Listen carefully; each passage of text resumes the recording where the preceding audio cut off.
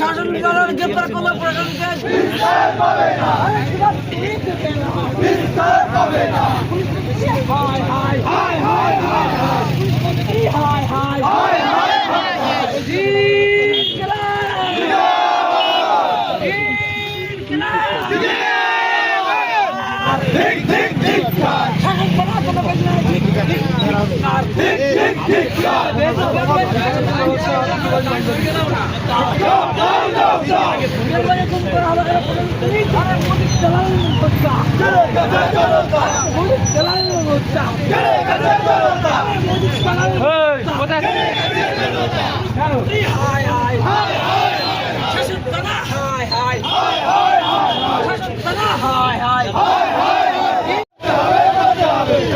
অবরোধ চলছে চলবে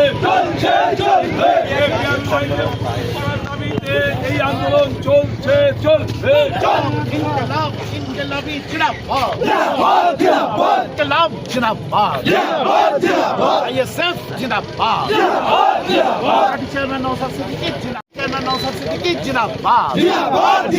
हार्डवेयर ऑब्जर्वर के गुम करा कारसाट के टीएमसी हार्डवेयर ऑब्जर्वर गुम होलो कारसाट के टीएमसी অবরোধ চলছে গুন্ডারাজ মানছি না তুমি দেবে না তুমি দেবে না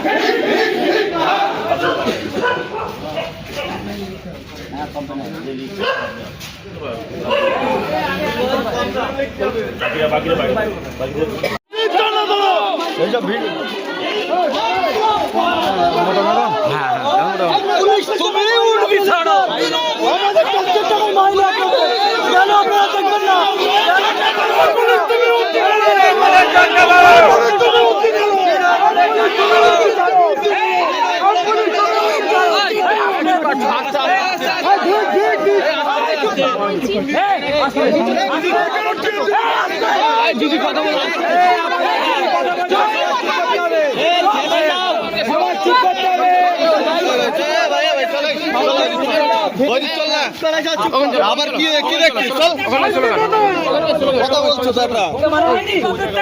পুলিশের মাইনে দেয় এখানে হয়নি আপনি দেখে ছেড়েছেন আমি কেন রাজারহাট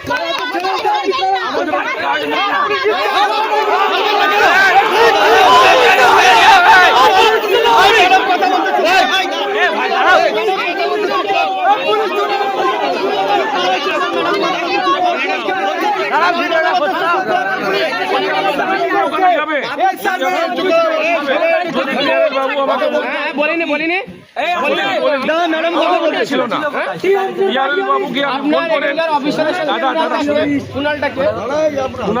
এখানে আমাদের থানার অফিসার আছে বাবু যদি বলতেন আমাকে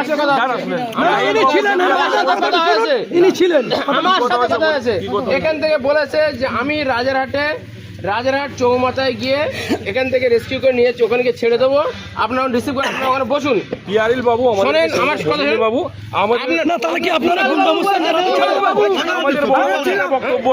আমাদের বড় বক্তব্য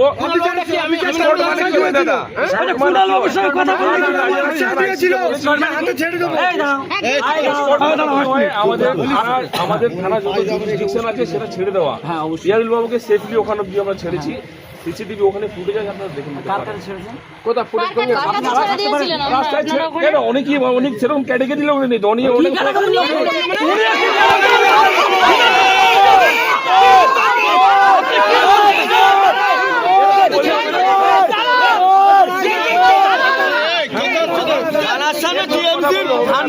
সামনে কথা বলতে বুঝেন ভালো করে, ঠিক আছে? শুনুন না,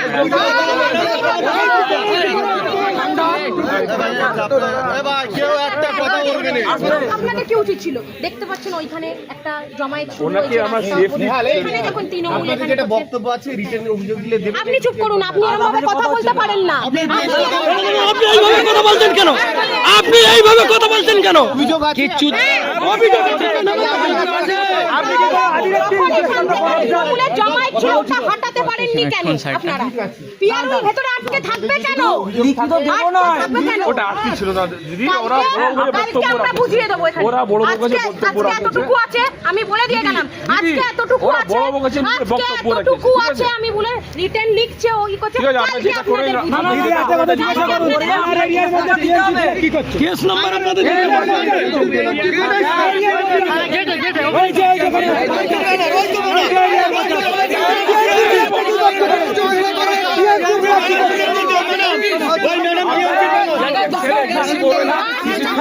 আছে, আপনারা যেটা করবেন legal ভাবে করবেন। ওরা এসে aggressive হয়নি, আপনারা হবে না। আমি নিয়ে আপনি কথা বলছেন আবার কথা বলছেন মুখ্যমন্ত্রীর একটাই ভয় প্রশাসনের কথা হচ্ছে এফআইআর কেন রিগার্ডিংটা কি আমরা প্রশাসনকে জানিয়েছি রিগার্ডিংটা হচ্ছে এই শাসন থানাতে তিনি যখন এসছেন এখান থেকে কার হাতে ছাড়া হয়েছিল কোথায় ছাড়া হয়েছিল শাসন থানা জানেন না তারা বলছে আধারে ছাড়া হয়েছিল রিগার্ডিং যে বলছেন কেন নেবেন আমাদের দাবি কেস যতক্ষণ নেবে না এখান থেকে যাব না যদি মনে হয় শাসন থানাতে রাত কাটাতে হবে কাটাবো শাসন থানা কেন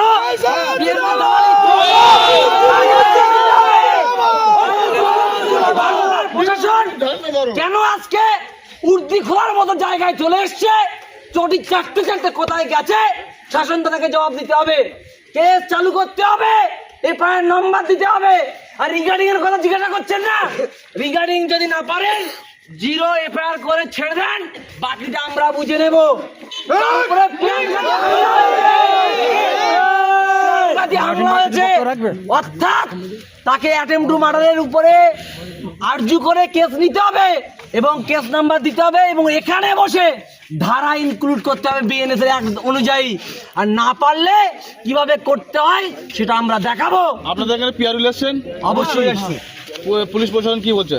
প্রশাসন কি বলবে প্রশাসনের আগের কাজ করতে পারে এখন না কি বলবে কি বলবে তারা যখন এখানে তারা এসছে প্রশাসনের দরবারে প্রশাসনের দরবারে আসার পরে তাদের সামনে তাদের উপর আক্রমণ করা হলো তখন প্রশাসন ঘুমাচ্ছিলেন এখনো তারা ঘুমাচ্ছে এখনো আইসি আসেনি আজকে যখন একজন অবজারভার সে ঘুরে ঘুরে বেড়ায় তাকে কোথায় রাখা হয়েছে কেউ জানে না তাহলে আইসির ঘুমানোর কথা নয় আইসিকে আমরা পাচ্ছি না এটাই প্রশাসনের অবস্থা এখন রাত 12টা বেজে 15 মিনিট হলো, এখন আপনারা এত লোক কি মানে কি উদ্দেশ্য কি দাবি লোক রাখছেন? নয় এটা কয়েকজন লোক কাকে বলে দেখিয়ে দেবো লোক কারণে বলে কালকে দেখবেন শাসন থানার পুলিশ হাড়োয়া থানার পুলিশ হাড়োয়া থানায় বাড়ি পিয়ারুলের আগামী দিনে পিয়ারুল শাসন থানারাও দেখবে হাড়োয়া থানারাও দেখবে আরে আর একটা কথা শাসন থানার পুলিশ অস্ত্র বাহিনীর হাতে পিয়ারুলকে তুলে দিয়ে ব্যাপক মারধর করেছে এর জবাব দিতে হবে নওশাদ সিদ্দিকী কি জিনিস জবাবের লেবেই আপনারা এখন কি জন্য এসেছেন এখানে? এখানে এসছি তার উপরে যে প্রাণঘাতী হামলা হয়েছে তার উপরে যে আক্রমণ হয়েছে তাকে যে প্রাণী মারার চেষ্টা করা হয়েছিল তার জন্য আমরা থানাতে এফআইআর করতে কিন্তু এফআইআর করতে আসার সঙ্গে সঙ্গে পুলিশের উচিত কি সমটো মামলা করা এখান থেকে যে গায়েব হয়েছে ঘুমাচ্ছিল প্রশাসন তারা বলছে কেন কেস করতে হবে রিগার্ডিং কি তারা জানে না আইন তারা জানে না বিএনএ কোন দ্বারা কেস করতে হয় আপনাদের কি আশ্বাস দিয়েছে? কি আশ্বাস আমরা চাই না কেস নিতে হবে কেসের নাম্বার দিতে হবে এটা হচ্ছে ব্যাপার আশ্বাসের তো গল্প নেই বাকিটা করে দেখা হবে তার থেকে অবস্থা হচ্ছে তিনি একটা কোর্টের অ্যাডভোকেট এবং তিনি একটা বার কাউন্সিলের সদস্য তার বারে কি এত রাত্রে আপনি শাসন থানায় কি করছেন, কি ব্যাপার? পিয়ারুলের উপর যে হামলা হয়েছে তৃণমূল দুষ্কৃতীরা যে হামলা করেছে তার বিরুদ্ধে এফআইআর করতে এসেছি এফআইআর হয়ে গেছে আমাদের কাছ থেকে বড় অফিসার 5 মিনিট সময় নিল তারা উঁচুতলায় কথা বলবে তারপরে জানাচ্ছে যে কি করবে না করবে পরবর্তী স্টেপ আর যদি আমরা এখান থেকেই বলে দিয়ে যাচ্ছি যদি এফআইআর না হয় আন্দোলনটা কিভাবে করতে হয় সেটা কালকে মমতা ব্যানার্জির পুলিশ মমতা ব্যানার্জি সেটা বুঝতে পারবে কিভাবে কি করে আন্দোলন করতে হয়। আর এই শাসন থামাতে এসেই কিভাবে আন্দোলন করতে হয় সেটা কালকে আমরা দেখাবো। আপনাদের এই এত রাত্রে এফআইআর করতে হলো কেন? মানে এখনো এফআইআর রিসিভ কি দিয়েছে কেন?